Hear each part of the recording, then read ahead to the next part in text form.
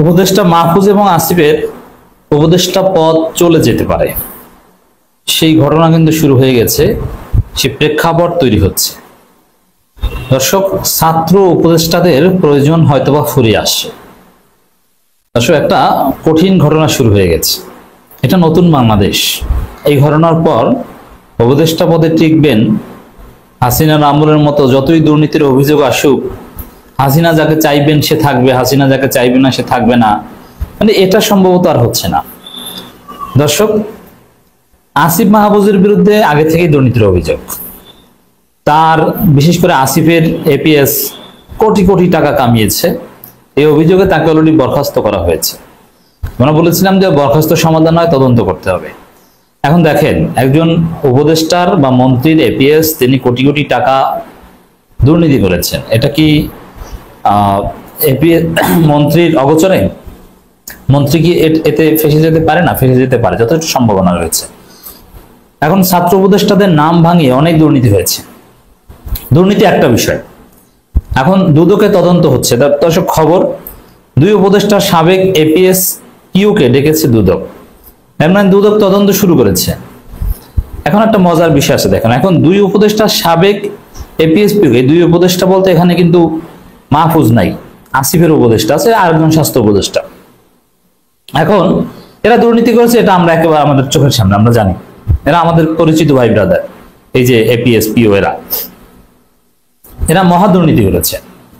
তো এই জায়গায় মাহফুজের ক্ষেত্রে এরকম অভিযোগ আছে। মাহফুজেরটা এখনো ধরা যায়নি, মাহফুজ একটু বেশি চালাক তো এখন তাদের পিএস এপিও পিও এরা ধরা পড়ছে, জাস্ট দুদকের জালে ফাঁসতে যাচ্ছে। দুদক তাদেরকে তলব করেছে, ডেকেছে, এটা একটা প্রক্রিয়া। ইন্টারেস্টিংলি, এই দুদকের মাধ্যমে তারা ফাঁসতে পারেন এই উপদেষ্টারা। কারণ কি? দেখেন, এখানে এটা হাসিনার সরকার নয় যে সবকিছুতে তাদের অবাধ নিয়ন্ত্রণ। যেমন মাহফুজ পুলিশকে যা বলেন, পুলিশ আবার তা শোনে না।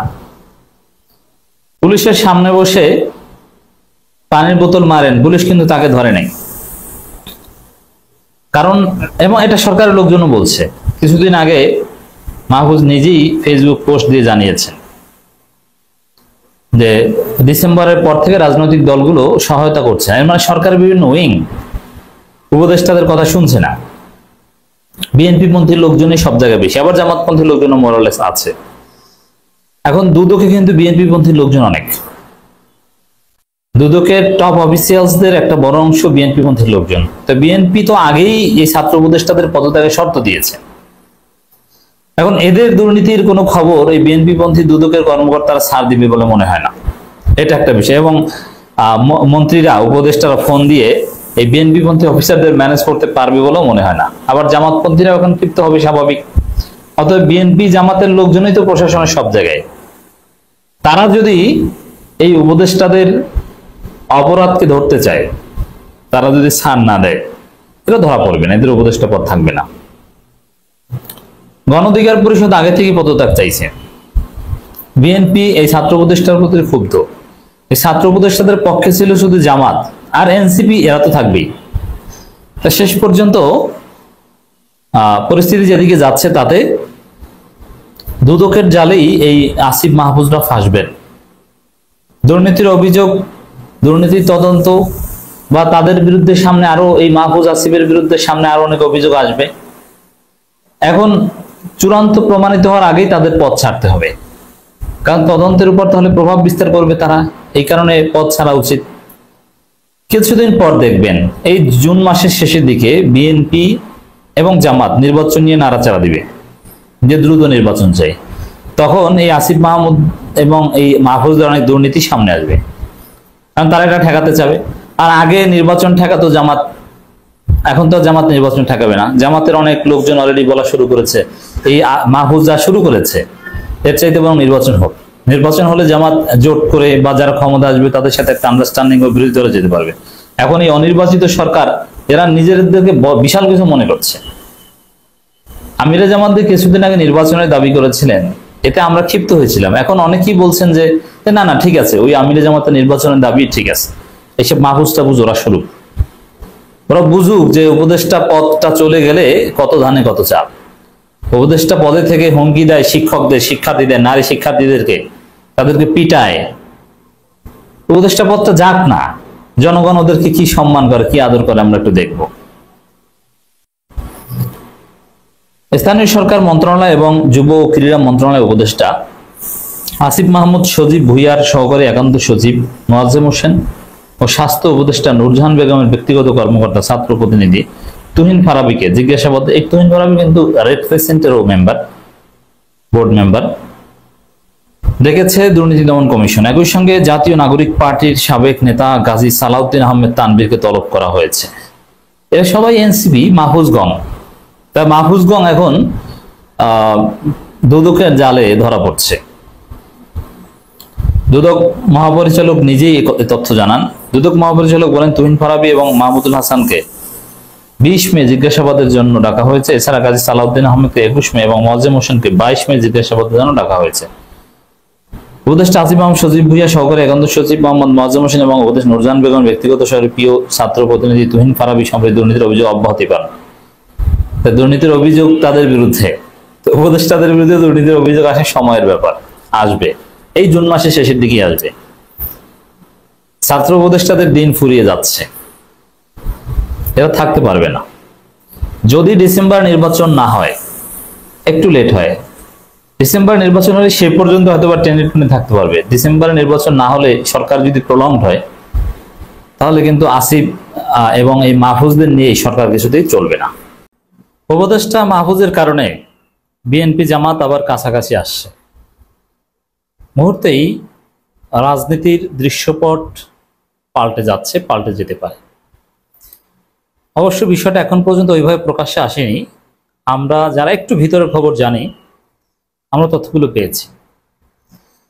জামাতের কর্মপরিষদ বৈঠক অনুষ্ঠিত হয়েছে, বা জামাত এই মাহফুজের যে পান্ডামি, গুন্ডামি, এরপরে জামাত জরুরি নির্বাহী পরিষদের বৈঠকও করেছিল, কিন্তু সেই বৈঠক নিয়েও জামাত গণমাধ্যমে কোনো বিবৃতি দেয়নি। সাধারণত নির্বাহী পরিষদের বৈঠকের পর গণমাধ্যমে স্টেটমেন্ট দেখায়। জাস্ট ওই বৈঠকে সিদ্ধান্ত হয়েছিল যে মাহফুজের বক্তব্যের কোনো আনুষ্ঠানিক প্রতিক্রিয়া জামাত জানাবে না। এমনকি শিবিরও বিবৃতি দেয়নি। অনানুষ্ঠানিকভাবে শিবির, যেহেতু মাহফুজ তার বক্তব্য ডিলিট করেছে, এই কারণে শিবির আনুষ্ঠানিক বিবৃতি হয় দেয়নি, কিন্তু শপথ লঙ্ঘন হিসাবে শিবির সেক্রেটারি নিজেই বলেছে। তো দর্শক, তারেক রহমানের সাথে লন্ডনে আমির জামাতের যে বৈঠক হয়েছিল, সেখানে যে সমঝোতা হয়েছিল, সেই সমঝোতা থেকে জামাত কিছুটা পিছু হটেছিল। কিন্তু মাহফুজের এই ঘটনার পর আবারও বিএনপি এবং জামাতের ভেতরে যোগাযোগ বেড়েছে। জামাতের লোকজন মনে করছে, নীতি নির্ধারকরা, যে না, মাহফুজরা যা শুরু করেছে, ডেইলি স্টার, প্রথম আলো এবং দিল্লির সাউথ ব্লক যা শুরু করেছে, তাতে এরা আসলে জামাতকে আমির তো আঘাত করবে, এরা বিরাজনীতিকরণ করবে। এরা প্রথমে বিএনপিকে মোটামুটি ধৈঞ্চে বানিয়েছে, এবং আমরাই হেল্প করেছি বিএনপিকে ধৈঞ্চে বানাতে। এরপরে এখন জামাতকে ধরেছে। মানে এইভাবে বিরাজনীতিকরণ করে এই দিল্লির কিছু গোলাম মাহফুজদের মতো, যাদেরকে দিল্লি খুব সহজে কিনেছে। দেখেন, দিল্লি কিংবা সাউথ ব্লক বা মাহফুজদেরকে কিনেছে কার মাধ্যমে? এখানে দালালকে, জানেন, যেমন কেনা বেচা যেরকম দালাল হয় না, মাহফুজকে কিনেছে প্রথম আলো এবং ডেইলি স্টারের মাধ্যমে।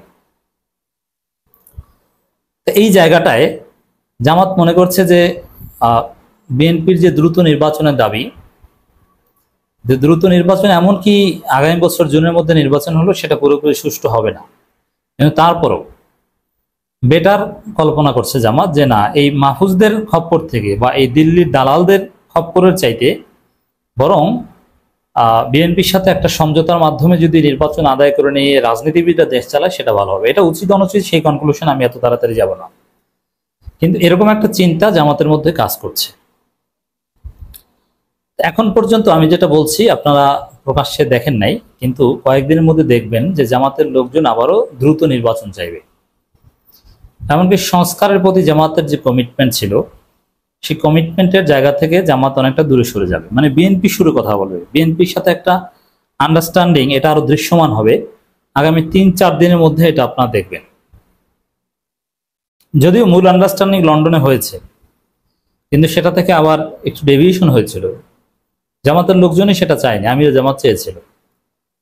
তো পরে আবার সেই জায়গায় যাবে। বিশেষ করে 27 তারিখ থেকে একজনের মধ্যে বাংলাদেশে যে অস্থিরতা তৈরি করতে পারে মাহফুজদের মাধ্যমে, এই জায়গাটায় বিএনপি জামাত আরো কাছাকাছি আসতে পারে, সম্ভাবনা রয়েছে। এমনকি 27 মের আগে বিএনপি এবং জামাতের মধ্যে অনানুষ্ঠানিক কিছু বৈঠক হতে পারে বলেও আমরা খবর পেয়েছি। সেটা অবশ্য বলবেন, আপনারা জানবেন না, কিন্তু বৈঠক হতে পারে খুব। তো দর্শক, বিএনপি জামাত একে অপরের বিরোধিতা করবে, কিন্তু ভিতরে ভিতরে কিছু মৌলিক প্রশ্নে, যেমন বিরাজনীতিকরণের সুযোগ দেওয়া যাবে না মাহফুজদের। মাহফুজরা ভেবেছিল যে আমরা উপদেষ্টা, ওরে আমি একজন মন্ত্রী, কি ভাব, তুমি কচুর মন্ত্রী, বালের মন্ত্রী, তুমি ইউনিয়ন পরিষদের মেম্বার হতে পারবা? সাংবাদিক ইলিয়াস বলেছে না যে $100 বিলিয়ন মালিক বানাই দিলেও এই মাহফুজ ইউনিয়ন পরিষদের মেম্বার হতে পারবে, জিততে পারবে? পারবে না। মন্ত্রী এটা ওই ভাব দেখানোর সুযোগ নেই, এটা যে কোনো সময় তুমি চলে যেতে পারো। চলে যেতে পারলে তুমি বাংলাদেশে যেখানে হাঁটবা মানুষ বোতল মারবে আর জুতা মারবে তোমাকে, আর বোতল বোতল বলে চেতাইবে। তো জুতা টুতা না মারলেও অ্যাটলিস্ট মাহফুজ কোথাও বক্তব্য দিতে গেলে, আপনাদের নিঃসন্দেহে মনে আছে যে হাফিজুর রহমান সিদ্দিকী কুয়াকাটা হুজুর বলে একজন হুজুর বাংলাদেশে ছিল, এখনো আছে, কিন্তু আগের মতো প্রাসঙ্গিকতা নেই। একসময় মিজানুর রহমান আজহারী এদের বিরুদ্ধে প্রচুর গালাগালি করতেন, ওরে বাটপার, নানান কিছু বলতেন। এখন তিনি যেখানে ওয়াজ করেন, হঠাৎ করে কেউ পাশ থেকে বা মাঝখান থেকে বলে উঠতো ওরে বাটপার, আর তিনি চেতে যেতেন। আবার কেউ কেউ হাফিজুর রহমান সিদ্দিকীর ওয়াজের স্টেজের এক পাশ থেকে বলতো জয় বাংলা, এরকম চেতাইতো হাফিজুর রহমান সিদ্দিকীকে। তা মাহফুজ বাংলাদেশে যতদিন থাকবে, জনগণের সাথে যতদিন মিশবে, ততদিন পর্যন্ত দেখবেন মাহফুজকে মানুষ চেতাবে। কি বলে? বোতল। দূর থেকে কেউ বোতল বললে মাহফুজ খেপে যাবে। আর মন্ত্রিত্ব গেলে তখন বোতল কত প্রকার কি কি মানুষ, আমি কিন্তু কাউকে মারার কথা বলছি না বা এটা একদম সমর্থন করি না, কিন্তু মানুষ ইরিটেট করবে তাকে, কারণ এই ইরিটেশন, এটাকে আমি সমর্থন করি। ডিস্টার্ব করা, কাউকে ট্রল করা, কাউকে গালি দেওয়া, এটাকে আমি অ্যাপ্রিসিয়েট করি। আপনি একটা লিমিট মেনে গালি দিতে পারেন, জায়েজ গালি দিতে পারেন, যেমন পিনাকি দেয়, ইলিয়াস দেয়, কিন্তু আপনি কাউকে আঘাত করতে পারেন না। সামান্য আঘাত এটা বড় আকার ধারণ করতে পারে, এই জন্য সামান্যতম আঘাত, ফু দেয়াকেও আমি সমর্থন করি না, কিন্তু গালি দেয়াকে সমর্থন করি, বোতল বলে চেতানোটাকে সমর্থন করি। মাহফুজের বাসার সামনে যে বোতল নাচ, এটাকে আমি অ্যাপ্রিসিয়েট করি। তো দর্শক, বিএনপি জামাত কাছাকাছি আসছে মাহফুজের কারণে। রাজনীতির দৃশ্যপট, রাজনীতির চিত্র পাল্টে যাচ্ছে, যেতে পারে। এতে কি হবে?